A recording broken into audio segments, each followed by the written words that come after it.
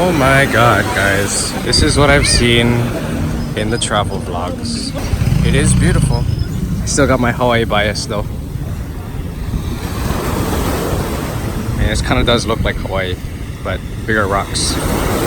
Hey friends, check out this artwork. I'm in another hotel. Anyway, I'm trying to edit my video from Palawan. It's pretty boring. I'm trying to develop my personality. Like, I never really talk to myself. I don't really know what to say. If there's not another person right here, then I could at least, you know, yeah, at least if there was another person, then I could have someone to have an interesting conversation with. But anyway, my time in the Philippines was awesome. I took the shuttle from Puerto Princesa all the way up, which was like 5.5 to 6.5 hours, depending on who's your driver. So I took a day tour called Tourist Sea. A lot of the scenery just really looks like Hawaii. We went to 5 locations. I don't remember the names. I'll probably just post it up here somewhere. I really wanted to come to the Philippines initially so I could go diving. So I'm backpacking right now. I didn't have enough space in my backpack to bring my own mask, and so I had to borrow. And I could only really get, I don't know, 15 feet before it just like really started getting in my face.